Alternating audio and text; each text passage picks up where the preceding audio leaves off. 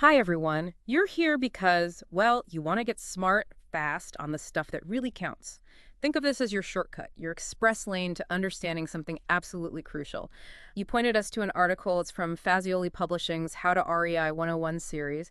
And yeah, real estate's in the title, but what really jumped out and what we're diving into today is the foundation under it all, earned income. So, our mission today, let's break this down, pull out the key insights, and really figure out how you can use your earned income to build that financial future you're looking for. Exactly. It's all about that starting point, isn't it? Yeah, The money you actually first. bring in through your work, your effort, and looking at how that really supports, well, everything else financially.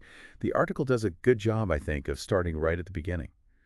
What what even is earned income? Okay, yeah, let's nail this down right away. The article puts it simply.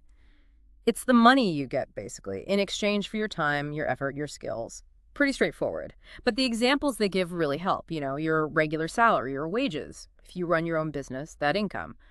Freelance gigs, stuff like that. Oh, and commissions or bonuses, too, when you really perform well. Exactly. The key thing is that you're actively involved. You do the work, you get paid. It's a direct trade. And, to make it even clearer, the article draws a really sharp line between earned income and passive income. Yeah, that distinction was helpful, I thought. They mentioned things like investment returns or maybe rental income as passive, where it's not your direct hour-by-hour work bringing the money in right then. It's more like your assets doing the work, but they're very clear, aren't they? To get those assets in the first place, you usually need that solid base of earned income to start with. That's the core message. The article calls earned income the lifeblood of your financial journey. I quite like that image. It's that steady flow. It feeds everything else. Without it, trying to do anything else financially is it's a real uphill climb. And they break down why it's so vital. First up, building savings. Seems basic, right? But it's absolutely key. Your earned income is what lets you physically put money aside, whether that's for, surprise costs, shorter-term goals, or looking ahead, planting those seeds for investments. The article really stresses that building a strong savings habit is like the very first step towards getting financially independent. It really is. Because those savings, well, they become the tool you need for the next big thing earned income helps with. Getting rid of debt, Yeah. especially that high interest kind. It just eats away at your resources, Right. right? Actively working against you. So, as the article points out, your earned income is your main weapon to attack that debt and free up your cash. Absolutely, like fixing a leak before you try to fill the bucket. And once that debt's more under control, that income you freed up can go towards the third thing they mention, funding investments. This is where you start looking at growth, using earned income to buy assets. Could be stocks, real estate, maybe even investing in yourself, like education, to earn more later. Exactly. So there's this kind of logical flow. Earn, save some, tackle bad debt, then invest the rest, basically. Mm. Earned income is really the engine driving all of that. But just having an income isn't the whole picture. The article then shifts into some really practical ways you can actually boost that income. Okay, good. Now we're getting into the really actionable stuff. First area is about increasing your earning power directly. They talk about upgrading your skills, could be formal education, getting certifications, or even just learning new things that make you more valuable where you are. So not just degrees, but maybe learning new software, or like a specific online course. Precisely. It's about continuous learning. Investing in your abilities usually means you're worth more in the job market. The more you offer, the more you can potentially earn, either in your current job or maybe looking elsewhere. And that leads right into their next point, negotiating your salary confidently. Right. Don't just take the first offer. They stress doing your homework first, finding out the industry standard for your skills and experience, and then actually having that conversation about what you're worth. It can feel awkward, maybe, but it's a direct way to potentially increase your income right away. What if you're in a job where, salary negotiation isn't really a thing? Are there other angles? That's a fair question. Even if the base salary is rigid, there might be chances to talk about performance bonuses, maybe taking on extra duties for more pay, or even looking at the benefits package sometimes that has real cash value.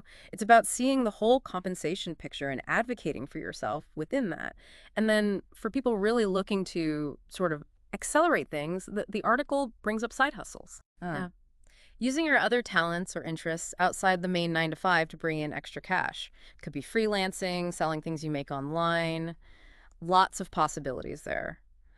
Are there potential downsides though, like burning out or it affecting your main job? People should probably think about that. Oh, absolutely. It's definitely a balancing act.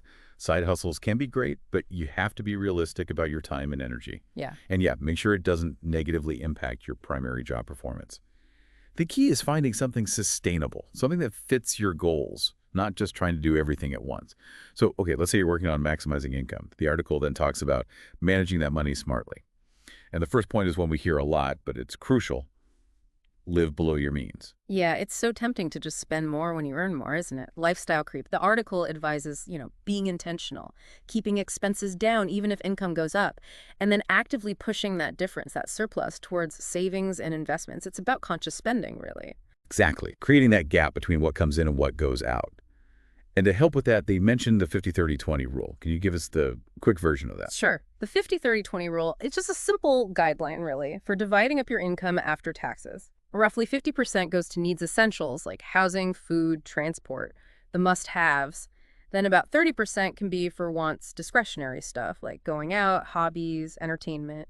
And then the really important part, that last 20% is aimed squarely at savings and investments. It's just a guideline, obviously, but it gives you some targets. I like that it gives those clear buckets. It makes it less abstract. And building on that budgeting idea, the article really emphasizes building an emergency fund. Yeah. Absolutely critical. Yes, your financial safety net. The article suggests aiming for, at least 3 to 6 months of essential living costs, kept somewhere safe, easy to get to, low risk. This is your buffer, right? For job loss, medical bills, unexpected stuff, so you don't have to wreck your long-term plans when life happens. Exactly. It buys you that peace of mind, that cushion. And then the last piece on using earned income strategically, the article really pushes starting to invest early. They mentioned compound interest, of course. Yeah, the magic of compounding, often called the eighth wonder of the world, wasn't it? It's basically earning returns on your returns, not just the initial money. So the earlier you start, even if it's small amounts, the more time compounding has to work and really grow your wealth significantly over, the long term. And investing wisely, like they say, well, that means different things for different people, doesn't it? Depending on your goals, timeline. Exactly right. Your strategy has to fit you, your risk tolerance, what you're aiming for. But the main point is just starting early to let that compounding effect kick in. Okay, so we've covered earned income as the base, ways to maybe increase it and how to manage it, saving, budgeting, emergency fund, investing. Now, the article kind of looks ahead towards the bigger picture, that transition, moving away from just relying on earned income towards, financial freedom. Right, because earned income takes your active time and effort. The goal, long-term, as the article puts it, is getting your money to work for you. And they suggest a few ways to bridge that gap. Yeah, the main one they talk about is investing in passive income streams, which just kind of brings us back to that earlier distinction. Using the savings from your earned income to buy assets that generate money without you actively working for it at that moment. Things like dividend stocks, maybe index funds or rental properties, hence the REI in the series title, I guess. It's like the next stage. Earned income buys the seeds. Passive income is hopefully the harvest later on. Another big route they mention is starting a business. Right. That's about potentially scaling things beyond just your own hours. Building something, a system maybe, that can ideally run and generate income somewhat independently of your direct time input eventually.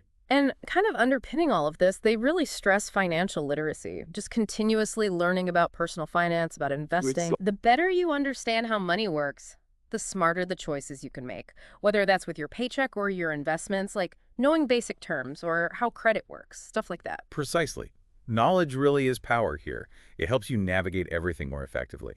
So, okay, let's try and wrap this up for everyone listening. Let's distill those core takeaways from the article, the main points to really hold on to. Okay, 4 key things, really. First, earned income.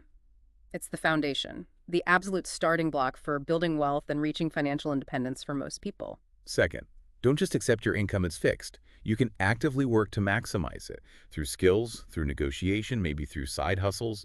Yeah. You have agency there. Third, it's not just what you earn, it's what you do with it. That's maybe even more important. Use it strategically. Save, attack debt, and invest wisely for your future. And finally, the fourth point. Think long-term.